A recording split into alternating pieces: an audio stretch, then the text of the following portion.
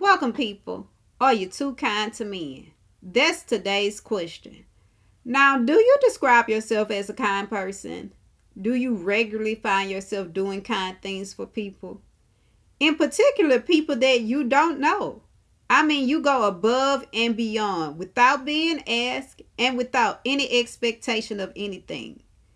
If so, this video is definitely for you because it's quite possible that you're being too kind to men, in particular, the men that you're dating in your relationships, and they're taking advantage of your kindness. And I'm going to give you an example of something I experienced, I should say, witnessed this week that inspired today's video. That way, you can have a real life scenario of what being too kind looks like.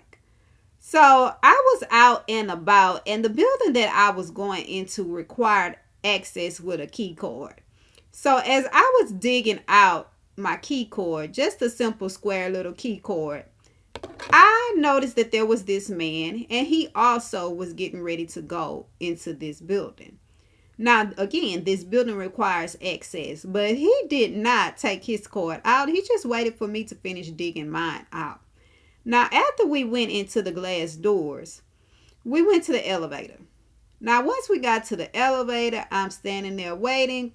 Of course, I pushed the button for it to come, but also another lady, she comes. So we're getting onto the elevator, me and the lady, once it rang, but the man did not move. However, he did eventually start to move. But the thing about it is, the elevator doors were already closing.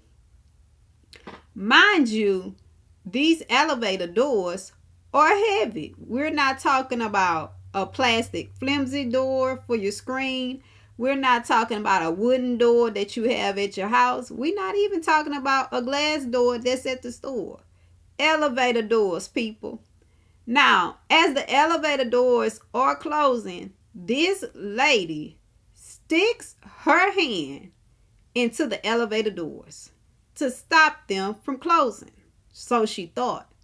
However, they continue to close. Meanwhile, she's struggling with the elevator doors, trying to keep them open. And she's yelling at this man, telling him, "Hold on, just wait a minute. I'm going to get it to open for you." Now, that wasn't working. So she stops because certainly she didn't want her hand to be crushed.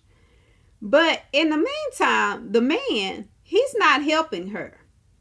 He's not telling her, "Ma'am, it's okay. Don't worry about it. It's not that serious. I can catch the next one. No, don't put your hand in the door, ma'am." None of that. You know what he's doing? Standing there just looking at her struggle with this elevator door. Mind you, she's doing this for him. She was already on there. Now, she then decides, because the elevator's doors closed anyway, to force the elevator to open again by continuing to press the same button where we were. Now, once the elevator doors did open, the man was gone. He had already went back to the other side to catch another elevator. Because again, it's an elevator. There are plenty elevators, and what sense does it make to just be standing there hoping and wishing and praying that she's able to get the door open for you? But once she realized he was no longer standing there waiting, she yelled to him, come on, I got the door open for you." So here he comes now, running, trying to hurry up and get into the elevator, and just bumps into me. Now, needless to say, I know he didn't do it on purpose, but that clearly frustrated me because I'm thinking to myself, it really was not this serious. It really wasn't. So, as a woman, I want you to think about that, and I want you to think about the types of things that you do. Because as I said, this lady, she's doing all of that for this man, and she did not know this man. Now, can you imagine if she would not have moved her hand in time, what would have happened to her hand? about it. Her hand would have been crushed. She jeopardized her own well being, her own safety for a stranger who didn't ask her to and was not even trying to help her. Think about that. And so when you think about the types of deeds that you do, the types of favors, the way that you go out of your way to be kind to the people in your life, or like I say, even to strangers, I want you to consider whether or not you're putting your own well-being at risk. Because your kindness is kind until it enables others to be inconsiderate of your well-being.